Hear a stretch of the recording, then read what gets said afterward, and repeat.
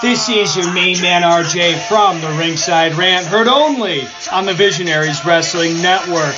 So go over and subscribe across all your major platforms, iTunes, Google Play, SoundCloud, and Stitcher to hear every great interview I have every Monday on the Visionaries Wrestling Network. Go over and follow the show's page on Twitter @_Ringside Rant. Follow the network's page @BizWrestleNet. And, as always, embrace the vision.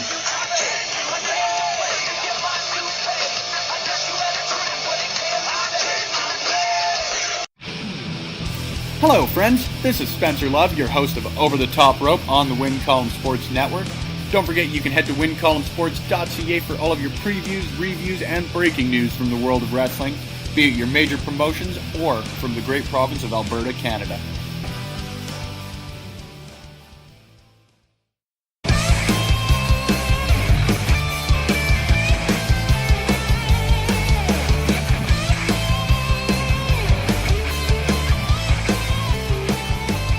Ladies and gentlemen, welcome to Quick Calls from the Alberta Avenue Community Hall, where we are at MPW's annual Renegade, second annual, and this tournament's been going on forever, second annual Renegade Memorial Tag Team Tournament. And I, as usually, is Mike the ref leading this show off, but tonight it's me, Andre C., and I'm joined right here in front of me by my good friend, the wrestling mind, Brian Hamilton. How you doing, brother? I am doing awesome, man. If you guys weren't here, you missed a fantastic show tonight. It was a sold-out venue, not a seat to be found, and 7 great matches with the main event of TLC. Unbelievable. Okay, yeah. And this tournament every year, it usually culminates it's usually a 7-match tournament and then a final. But this year, being that the champions are no longer the champions, it ended up being a seven-match show, and what a 7-match show this was. And like Brian said, it all culminated in a fantastic TLC match tonight. But we're going to kick it off with our first match of the evening, and it was the Redeemer Rick Jules and Privileged James Chowder, and they're taking on. They were originally supposed to take on now former tag team champions Steve Rivers and the Big Sexy Beast Bradley Graham, but they decided to not show up. So MPW got possession of the MPW Tag Team Championships, but not a hold of the Renegade title. So the original MPW Tag Team Championships were hung high above the ring, and so you had Rick Jules and James Chowder, but they had a new manager this show. Yes. And going by the name of Propane. I got to, Brian, it was like, what's your impression just on Propane, just when you first saw him? Very big man. He looked dangerous. Just not quite as impressive as a Diesel. Yeah, true, but I mean, he did what he had to do for his teams. All right, and then so they came out expecting Mike to announce that they got a bye to the second round, but Mike ain't gonna play that way, and he decided to go out and find another team. And what a team did we get, because at first Mike actually went out and found one person and told him to get a partner, and he brought out the Cheetah Bear, Jude Dawkins. So this crowd went crazy. Jude Dawkins is a superstar to this crowd, and this place went nuts. So Cheetah Bear comes out and comes to the ring, and then Mike asks him, "So who's your partner?" And he goes, he says he found a young up-and-comer upstart who's got a lot of potential, and he goes, Massive Damage. And we all know Massive Damage, one of the veterans in this promotion. But you look at Massive Damage, he's a whole new man these days. Like dropped so much weight, looking so lean, so tough. And it's like we're seeing a whole new wrestler, because I think he's moving faster, stronger than ever. So we got the team of, as we dubbed it during the match, the Tattooed Bears. Yes, overall, this was a fantastic match between these teams, but, you know, I mean, Massive and Jude, they have the power and strength, but in the end, though, due to some low blow tactics, a little bit about distraction by their manager, led to the Catalyst getting the big upset win, advancing to the second round, the semi-finals. I think it was a big upset. Like, Huge. It's hard to say an upset because you got to look at this. Jude and Massive, who, yes, two amazing superstars in the way, but their chemistry wasn't quite on point tonight because they've never worked together before. No. But you have Crowder and Jules who work together. They're tag team partners. They're like almost brothers at this point. They've been together so long, and I think it's the factor of them knowing each other so well, and Massive and Jude not. Yeah. Really led to a factor in this matchup. There was some miscommunication towards the end between Jude and Massive, and that led to a low blow, and him and Massive getting rolled up. Yeah. So the Catalyst moves on to the second round of this tournament. We move on to our second match of the evening, and it's another quarterfinal match in the tag team tournament, and it is the Asian assassin Kato and Nasty Nipples, Nasty Nate Nixon, who is the current provincial champion, accompanied by Psycho Sawyer, and they are known collectively as the Cat's Meow. Yeah. Like, I gotta imagine with these guys, I love their theme song. Meow, meow, meow, meow, meow, meow, meow, meow. I love these guys. And they take on the Shark Club.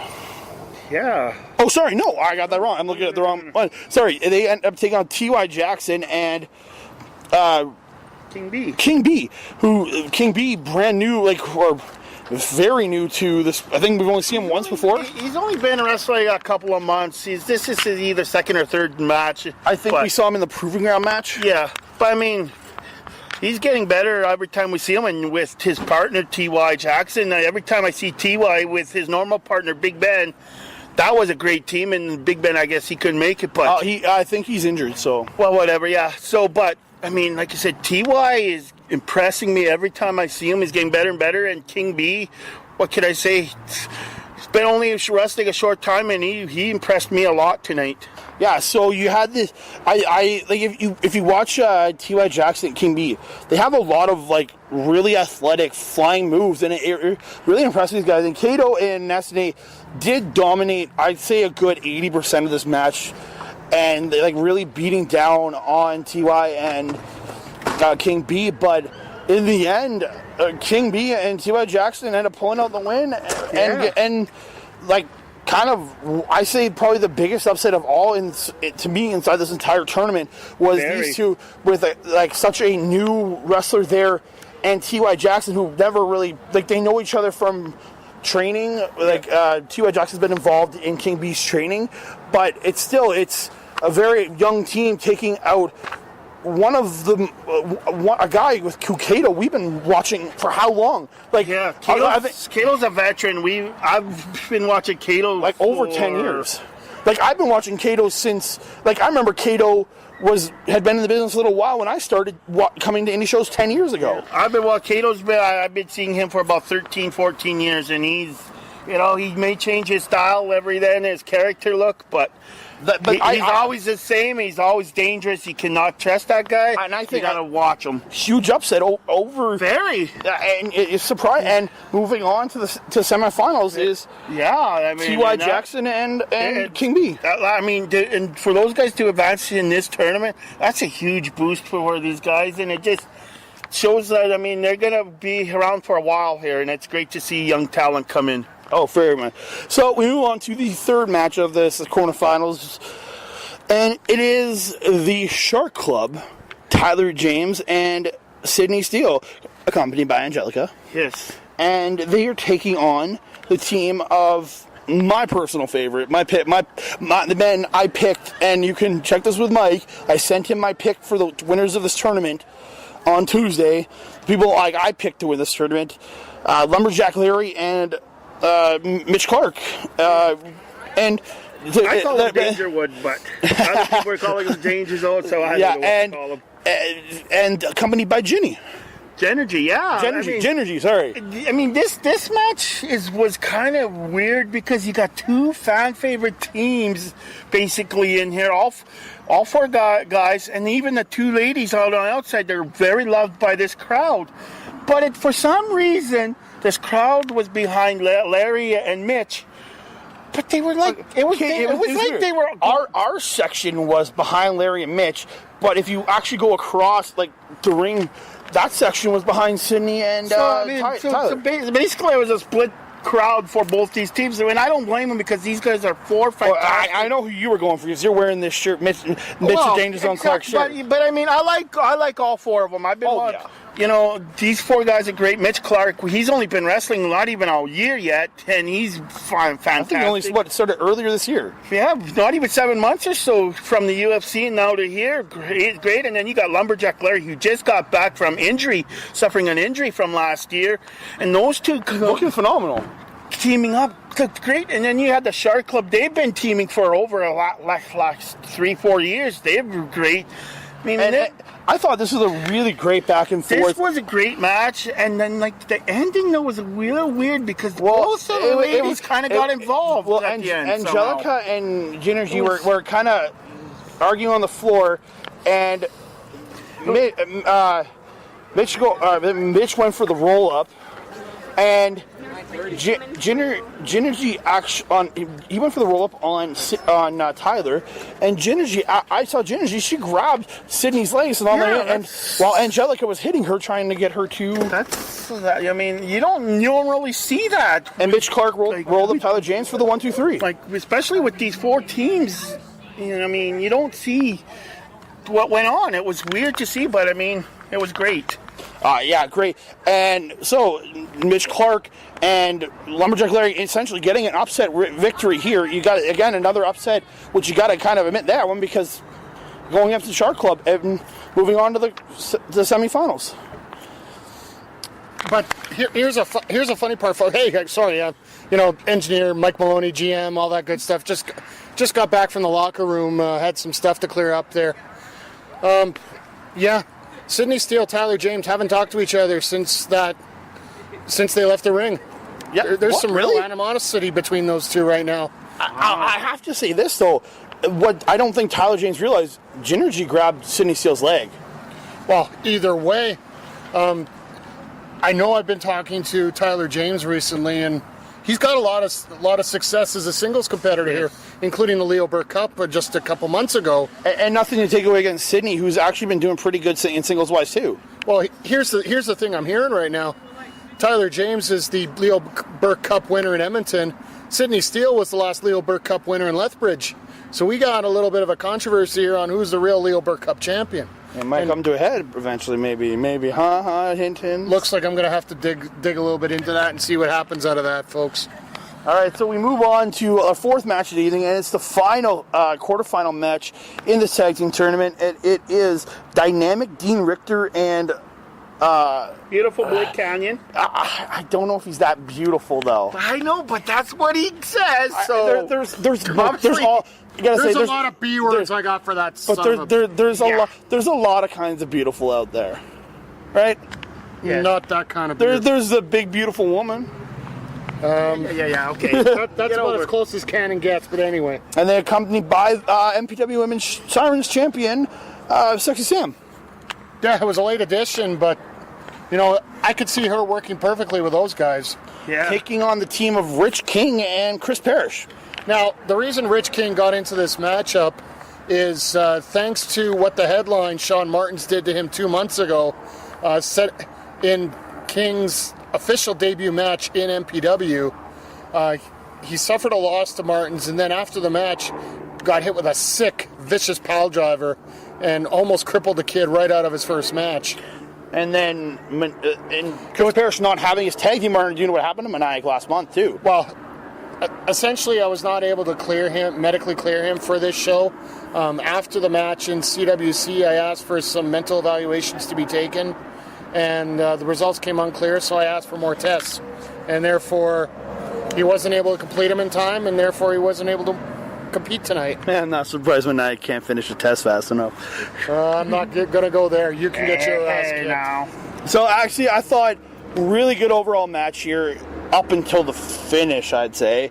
I'm a huge Chris Parrish fan, number 3 favorite wrestler out there right now, and I thought overall, like, you had Dean and Mr. Nacho Libre really taking control of this match, and like beating down a Rich King for a good and long while during this match. But then you get Parrish with the comeback. Yep. And he takes charge of the match.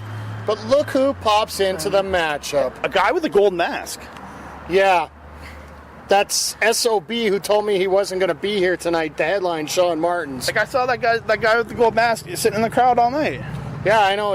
I looked at him, and every time I talk to him, he's like, "Oh, no Pablo Español," which means I don't Wouldn't speak it be no Spanish. Pablo Inglés? I know. That's why I got confused on it. But anyway, he comes in and hits another one, bites the dust on Parrish.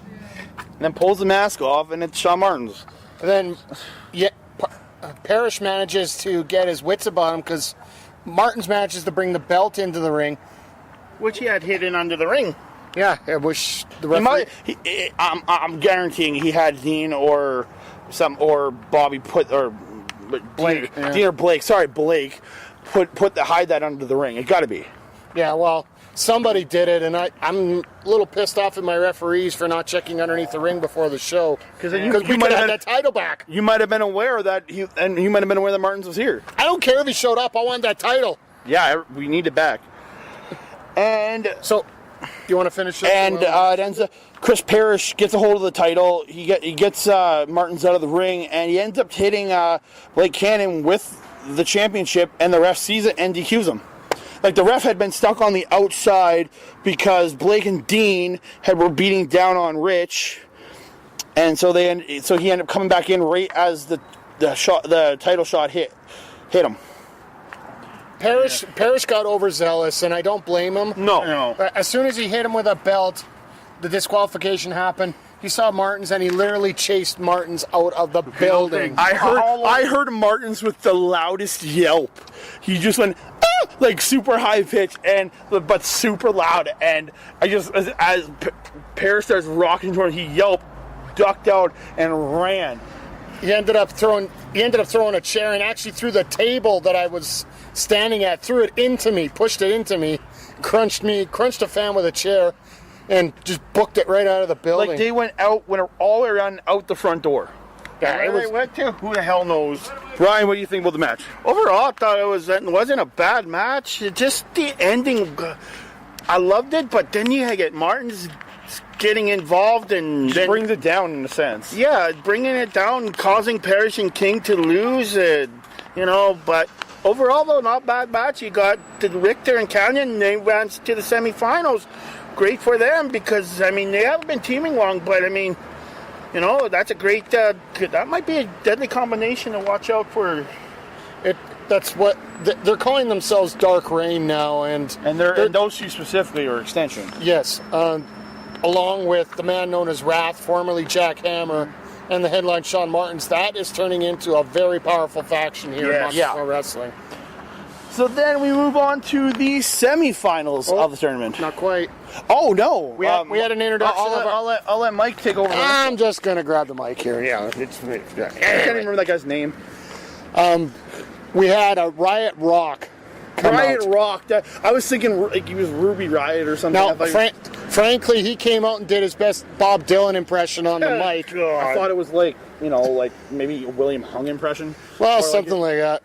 He introduced himself to this crowd, and it's going to be very interesting on how I start to situate him here in the... He didn't ingratiate himself so well to the crowd, though.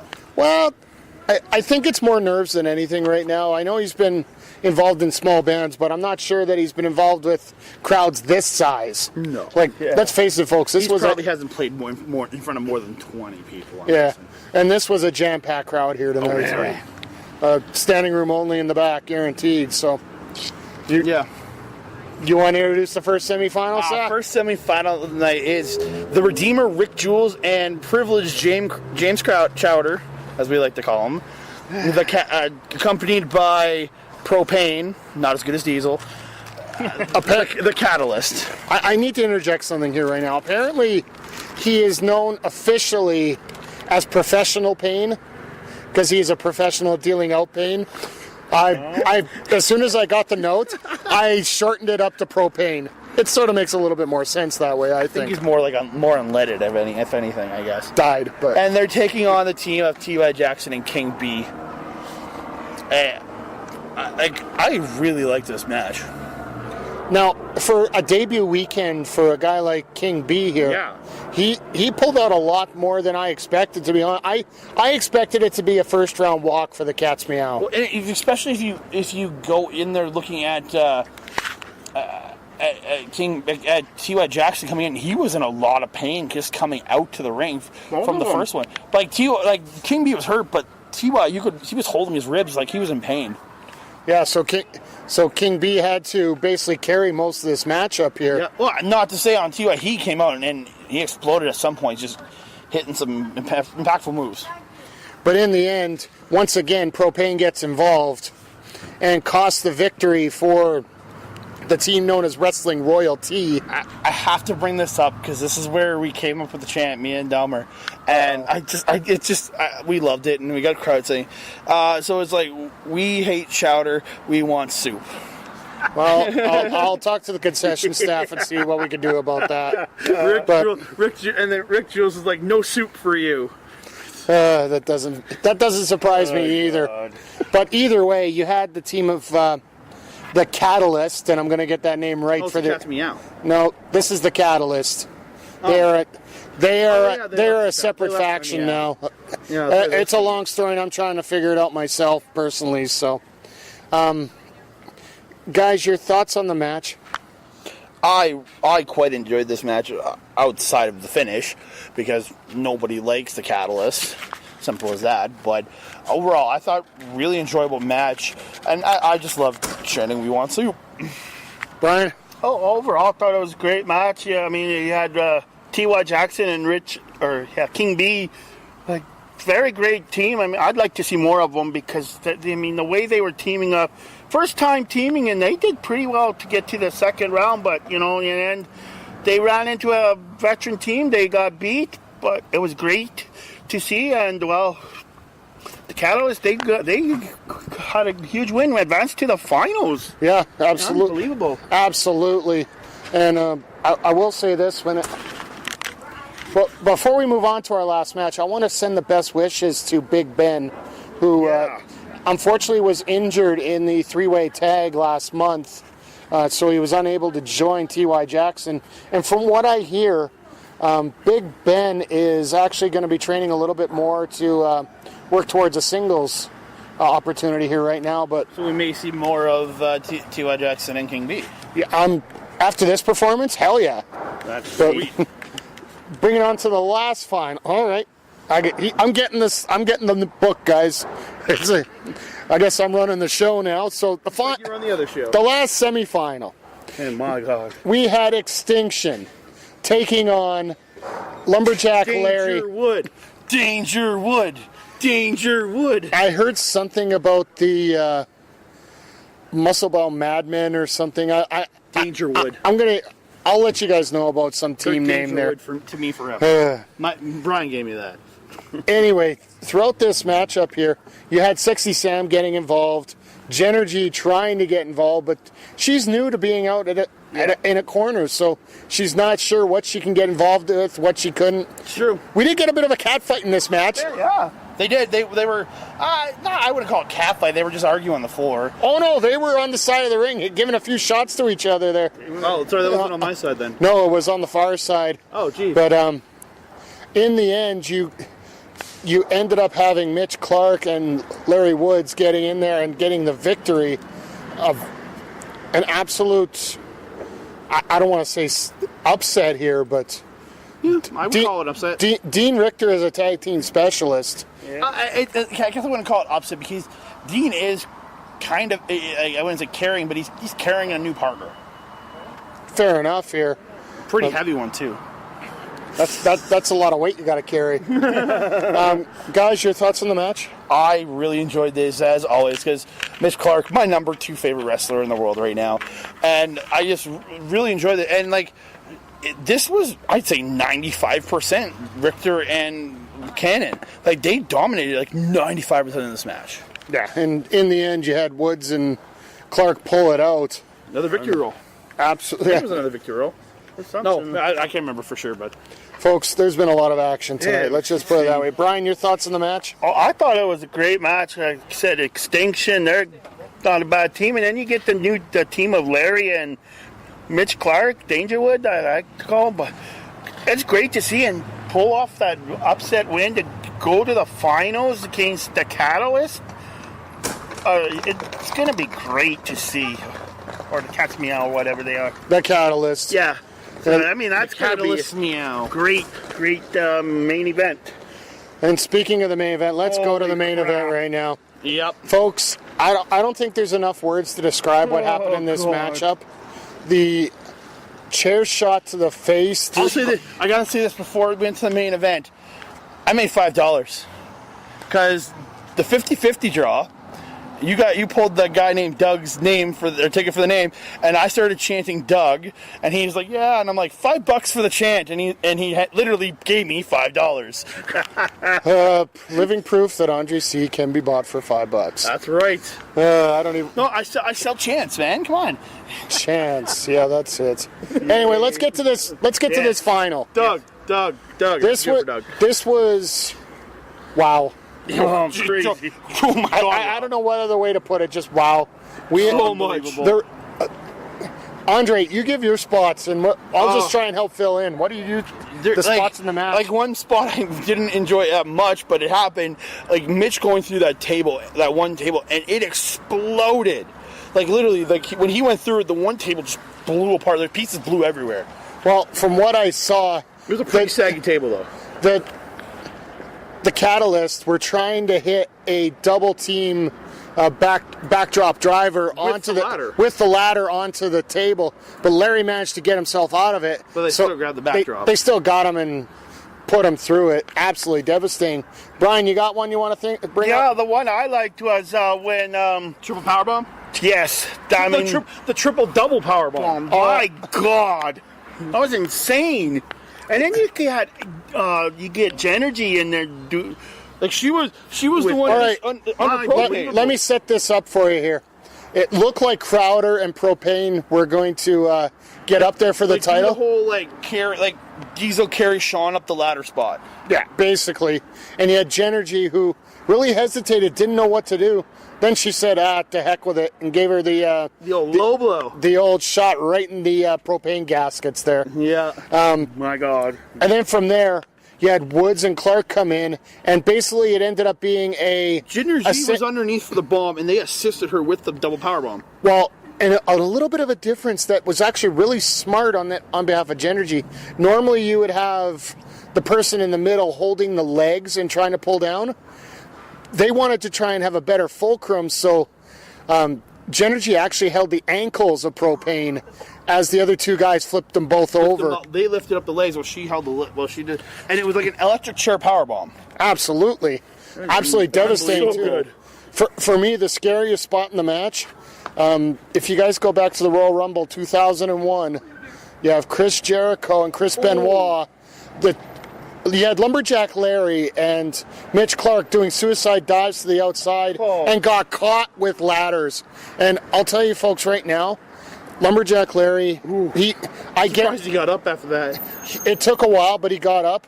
I will say he's not 100%, and I'm gonna guarantee that was the shot that did it. And there's another spot where Mitch Clark actually ended up setting up for a Tiger Bomb, and he flipped Chowder up, but he slipped. I think because they were both covered in sweat. So Chowder slipped down, but he caught Chowder the last second, almost dropped him on his head. Yeah. And then lifted him back up and power bombed him through the two chairs put together. Oh my God, that looked painful. He actually clipped his head on those chairs for the first part. It looked sick.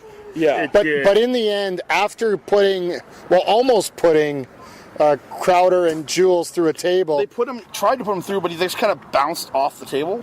It was the indestructible table rising up once again. But you had Larry and Mitch climbing to the top and claiming the OG tag team titles. Yep. But they are the Renegade champions. They're the Renegade Memorial Tag Team Champions officially. I do need to get those belts off of Steve Rivers and Bradley Graham. We brought that up at the beginning, don't worry. There's legal protests, there's lawsuits. I'm hearing that they might not even show up in September at this point. Jeez. Well, we can book it, put them in a match against the new champ. You know what? I have to talk to my legal counsel first.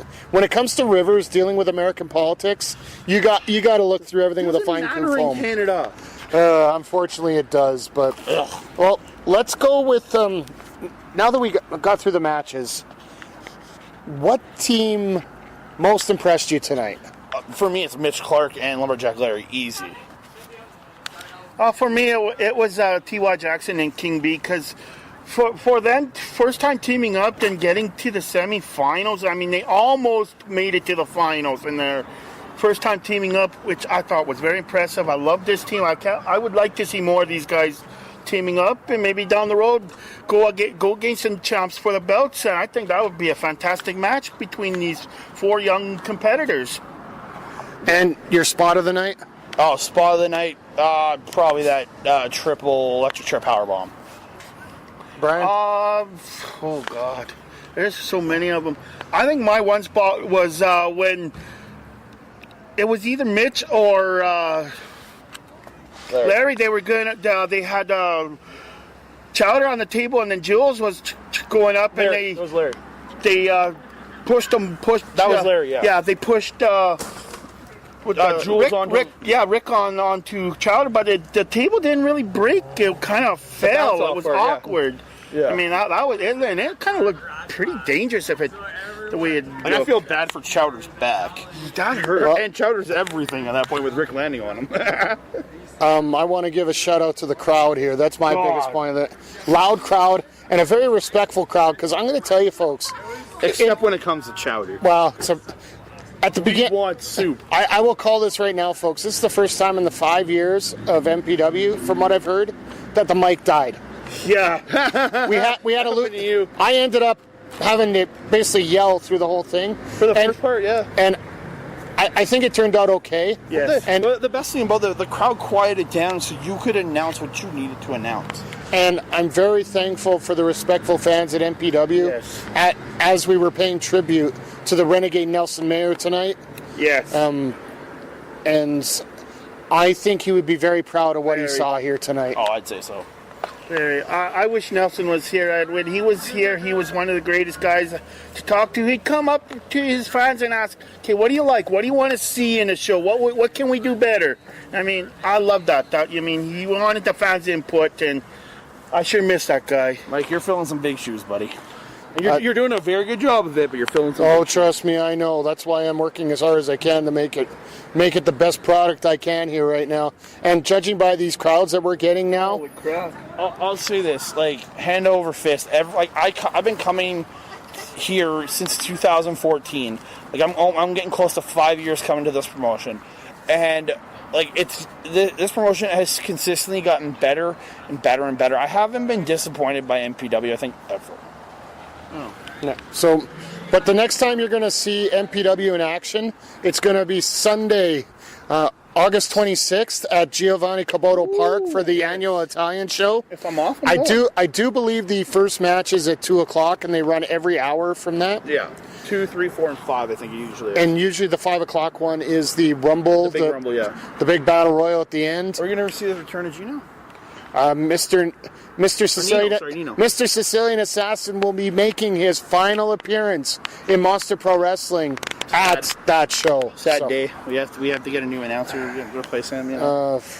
Trust me, folks. I'm doing a lot of jobs right now. Yes. You're doing a good job. And the next time that MPW is going to be in action here at the Alberta Ave, I want your quick thoughts on this. Face Off, September 1st. Parrish, Martins. Oh, God. Thoughts? Oh, I can't freaking wait. Parrish is going to kill Martins, dude. You know this is going to be, these guys are not going to lock. This is going to be all over the friggin' building right now. I can just tell. Tell them all. They don't like each other. You better make it no holds barred, buddy. I'm a little wary about that because you got to remember, you got Wrath, you got Extinction around too. But remember, and Parrish does not have his backup in Maniac. Remember, Parrish always has something up his sleeve, though, man. Like, yeah, well, he's always prepared. I'll talk with Parrish and we'll see where we're going to go with that. Yeah. If he's somewhat coherent at me, but Yeah. that's the next. If he's even here, because they went ripping out the building. For those that want to check out the MPW Renegade Memorial Tag Team Tournament, it will be available for download hopefully in the next month here. I got to get a lot of video put together, and we're going to get it commentated and thrown up here. I'm hoping that the Leo Burke Cup is going to be up sometime this week, along with a couple episodes of Madness, and then it just rolls right into this. Yep. Make sure you check out backbreakervod.pivotshare.com or powerslam.tv. Hell of a lot of stuff for only $6 a month, folks. Good deal. Yeah. But our next quick calls, we're actually going to have a split quick calls episode. Woo! Andre is going to be leading up the crew from Edmonton, along with The crew. The crew. The crew. With the Mafia. with the PWA show there. Yeah. That's going to be a humdinger. Oh, the return of PWA, man. At the new champ, the Sheik. Well, The era of the Sheik it actually begins next weekend in Calgary. Are you guys kidding me? It starts tonight. Mo's winning weekend. Mo's winning next Saturday and taking the title. So don't give me that. But I anyway, hope you guys are going to be joined by Wincombe Sports wrestling extraordinaire Spencer Love. He's agreed to join you up for that. Oh, nice. And I'm going to be. I think a pretty decent replacement for you. Well, you know, that's a hell of an improvement if you ask me. I don't know. We love you, Mike. But I'm going to be leading the CWC quick calls, covering the show just newly. The name has just been sent out along with a very sweet poster known as Dark Side. I saw that CWC poster, dude. It looks so good. Folks, let's just say wrestling is back in Alberta with everybody bringing it hard. It's awesome. Yeah. Any other thoughts, guys, before we wrap this up? No, I had a great time tonight. If anybody wants to hit me up on Twitter at That Canada Guy, on Instagram at That Canada Guy, and at That Canada Dude. I seem to have 2 Instagrams now. And One's a stalker. 6 days to my birthday. Yeah, boy. And Brian? Overall, great show. And for this being a long weekend, I thought it was going to be not very big crowd, but my God, we sold out the building again, no room. If we keep doing this, we're going to have to get a better venue. I'm sorry, but my God. Great, but Bigger venue, not a better venue. Bigger as well. awesome. Bigger venue, But- But folks, Awesome. MPW is strong, CWC is strong, PPW is strong, Wrestling PWA is is strong, strong. wrestling is strong. It's all Simple as great. that. Even there's another company that's actually getting pretty strong. Absolutely. But all getting we're gonna wrap this up here. I got some very special announcements to come up in September here, so just make sure you stay tuned to all our social media accounts. So, but on behalf of Andre C. and the Wrestling Mind, Brian Hamilton, this Change is the zone. This is MPW General Manager Mike the Ref Maloney saying, if you're going to make a good call, make a quick call. And this has been Quick Calls covering the 2018 Nelson Mayer Renegade Memorial Tag Team Tournament from the Alberta Avenue Hall in Edmonton here on Backbreaker Media. Danger Wood.